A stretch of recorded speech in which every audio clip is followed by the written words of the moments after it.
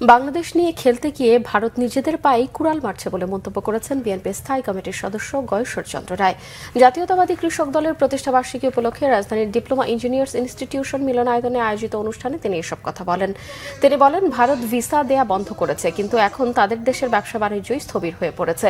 বিভিন্ন রাজ্যে বিক্ষোভ শুরু হয়েছে। বিএনপির স্থায়ী কমিটির সদস্য আরও বলেন, বিরাজনীতিকরণের আলামত টের পাচ্ছে জনগণ। তিনি প্রশ্ন তোলেন, কেন এখনও বিএনপির সিনিয়র নেতাদের মিথ্যা মামলায় আদালতে হাজিরা দিতে হয়? তাহলে কেন আন্দোলন, কেন সংগ্রাম করা হলো এত বছর?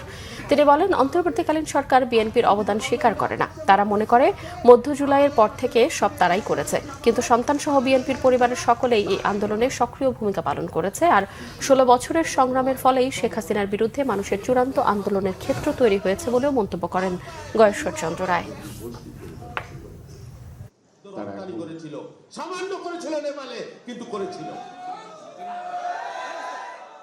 আর ভারত আমাদের পানিতেও মারতে পারবে না, পেঁয়াজও মারতে পারবে না, ওরা মরবে। এই যে ভিসা বন্ধ করছে, মান সম্মানের কথা বাদ দেন, অনন্তকালের জন্য ভারত ভিসা বন্ধ রাখুক। দেখেন ভারতের অর্থনীতি কি হয়। মাত্র পশ্চিমবঙ্গে মিছিল নামছে, এরপরে কেরালায় নামবে, তারপরে ইয়েতে নামবে, ওই ব্যাঙ্গালোর নাকি কত জায়গা আছে। ডাক্তাররা রুগী পাবেন না, হকারি করে করতে হবে, ফুটপাতে হকারি করতে হবে, ওদের হসপিটাল সব বন্ধ হবে।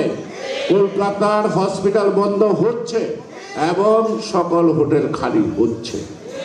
আমার লক্ষ কোটি টাকা প্রতি বছরে সাশ্রয়।